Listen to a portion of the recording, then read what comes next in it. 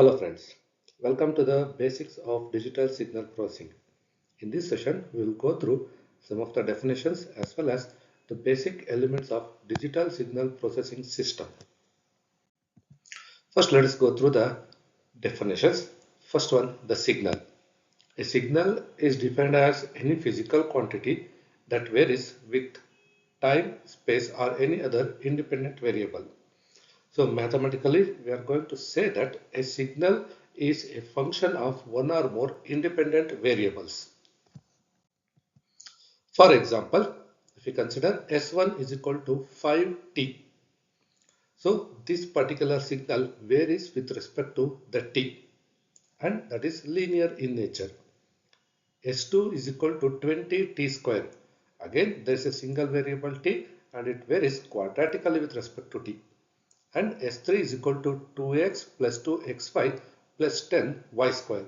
So here we are having two variables and it's a function of two variables we are going to say, and here it is x and y.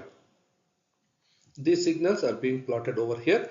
So S1 is equal to 5t, so it is linear in nature, and this one is S2 is equal to 20t square, so it is varying quadratically, and the last one is what? The S3.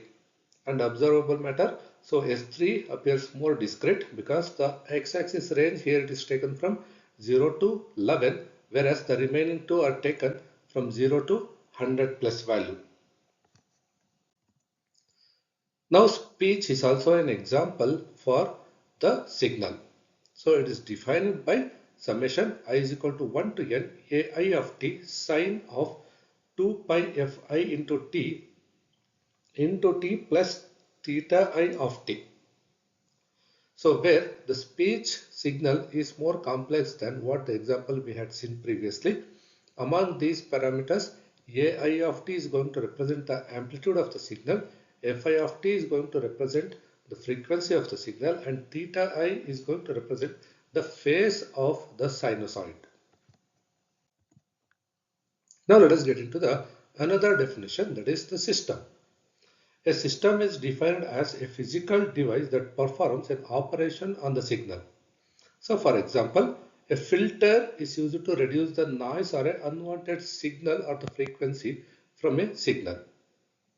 So here a filter is going to be the system. So amplifier is a system. So an amplifier is going to increase the amplitude of the signal. It can be done by using an op-amp circuit or a transistor circuit or whatever the equivalent circuits we are having. So all those circuits in this case is going to be the amplifier. So amplifier is a system. Nowadays we can have an update to the definition of the system. So in the broader concept, a system includes both physical devices as well as the software realizations. We are going to call them as a system. So for example, designing of a filter using a Butterworth or a Chebyshev or a FIR filter design. First, we are going to make use of the simulation models using various softwares available. Now, all those softwares are going to be a part and parcel of the system. Now, getting into basic elements of digital signal processing system. So here we are going to have two basic concepts. One is the analog nature of the signal and the digital nature of the signal. Right? So first getting into the analog nature of the signal. See, almost all kinds of signals that we encounter, they are all analog in nature. So such signals are continuous and may be processed directly by using the any of the analog systems. And here is a realization for that one. See, input is analog and the output is analog, and in between we are going to perform the processing operation on that analog signal. It can be a filtering operation or amplitude or reshaping of the signal or whatever it may be. So that system is going to perform the analog signal processing. Right? So each and every part here is analog in nature. Now getting into the digital signal. So this was the block diagram that is going to represent it. Remember here also input is analog in nature, output is analog in nature, and in between we are going to perform the digital signal processing. For that So analog input signal, we need to convert that into the digital signal by using A to D converter, stands for analog to digital converter. Then after, digital signal processor is used to process the digital signal. As I told before, it can be the operations like filtering, signal conditioning, amplification, or any other kinds of operations that we require. So that will be done by digital signal processor. Then after, it has to be converted back to the analog. Therefore, we are going to make use of D to A converter, stands for digital to analog converter. And finally, the output is analog signal we are going to get. So always in this case also, input is analog, output is analog. Only the processing part what we are going to do is in digital nature. So digital signal processors are programmable to perform the desired operations on the input signal. Now why we need to go for the digital signal processing techniques.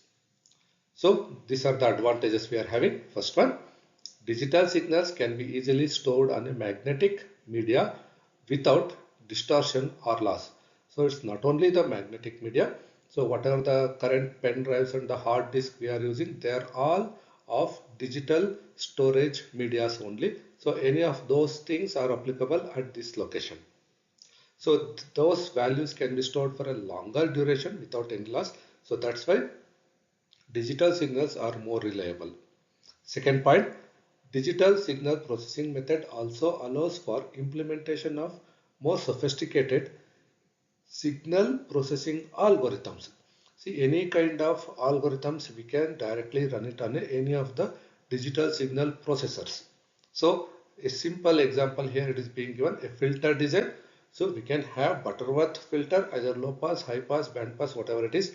We can have it, and windowing technique that comes under the FIR filtering technique, and any of the applications of the discrete Fourier transforms, etc., etc. So all these can be implemented using the digital signal processing methods. Then the last one, it is much cost effective than the analog counterpart. So there is always a comparative study with respect to the cost of implementation or the manufacturing. So when compared to the analog design, so digital designs are always less cost compared to the analog. Now here it is a simple list of the, advantages of digital over the analog signal processing. So you can just go through these terminologies. So here all the digital and here all the analog. You can just go through it and try to get those words. Thanks for watching.